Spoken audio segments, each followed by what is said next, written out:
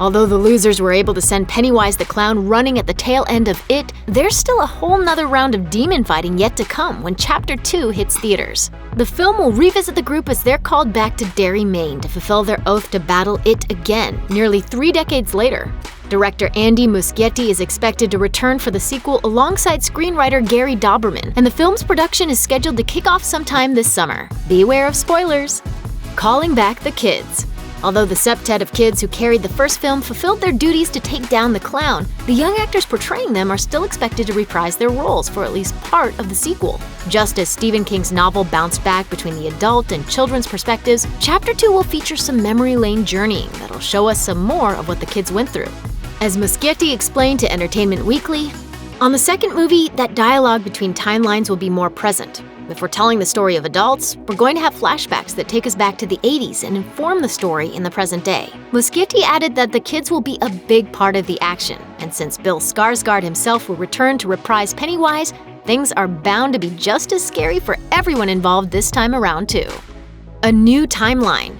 Instead of having the kids do battle in Derry during the 50s, as seen in Stephen King's story in the 1990 TV miniseries adaptation, the cinematic version of It takes place in the late 80s. That means that the new film will take place in present day, since the child-slaying monster returns to feed every 27 years. While it might seem like something will be lost in the way of nostalgia without the second feature taking place in a throwback period, that's actually the way King originally intended it, since he also set the adult-era events of his story in the same time period of the book's release.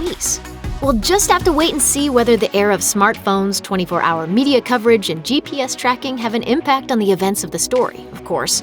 But considering It is an eternal kind of evil, this slight change in setting shouldn't make too much of a difference.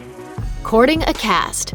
The cast of the first It movie have already come up with a few ideas as to who should play their grown-up characters in the second film. Finn Wolfhard sees Bill Hader being a good match for the next Richie Tozier, while Wyatt Oleff said Joseph Gordon-Levitt might be a good match for Stanley Uris, and Jaden Lieberher sees Christian Bale as his adult counterpart of choice for Bill Denbrough. Meanwhile, Chosen Jacobs pictures the Black Panther himself, Chadwick Boseman, as the grown-up version of Mike Hanlon.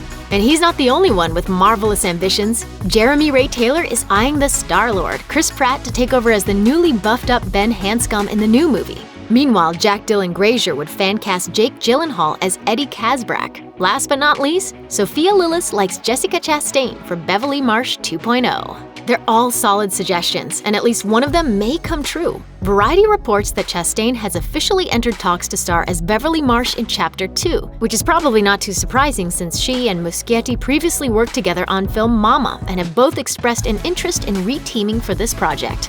Other dimensions. Sure, the first It film included some odd moments, like when Pennywise broke out a strange dance move and still managed to be terrifying. But things could have been a lot weirder if the source material is anything to go by. In Stephen King's original text, the horror sprinkles in some high-concept sci-fi as it explores the cosmic origins of Pennywise and a giant turtle god named Maturin, which basically vomited up the universe. Nods to the turtle were spotted by eagle-eyed fans in the first film, The Multiverse, and Pennywise's other forms were largely ignored all the same. Muschietti has since pointed to the film's limited budget and scope as reasons for not featuring these scenes in the film, but plans to bring them into the picture for Part 2. That means we're going to find out a whole lot more about the Deadlights and venture forth into new realms of existence to fight this evil. A grim return.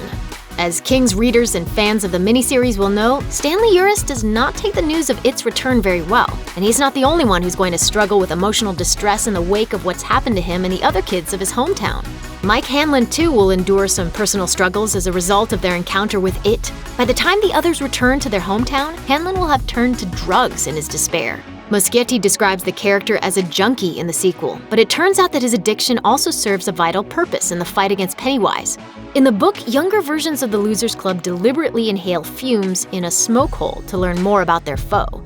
But here, Hanlon's experience with drugs as an adult will alter his mind and help him to figure out how to defeat the ancient creature via the bizarrely named Ritual of Chud. While some fans of the book may object to this change, Muschietti claims the idea is to infuse Hanlon's character with more agency, providing him with a more important role during the gap where the rest of the Losers Club found success in their lives away from Derry.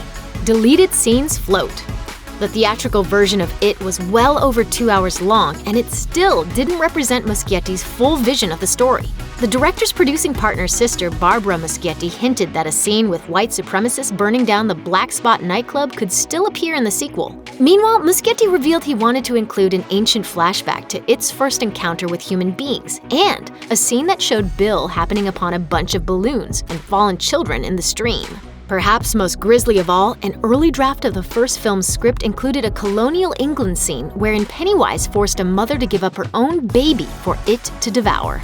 If Muschietti and his team are turning to the cutting room floor for inspiration, and any or all of these scenes are folded into Chapter 2, well, we're getting a pretty good taste of just how terrifying the second It film will be. It Chapter 2 is slated to hit theaters on September 6, 2019. Time to float. Thanks for watching. Click the looper icon to subscribe to our YouTube channel. Plus, check out all this cool stuff we know you'll love too.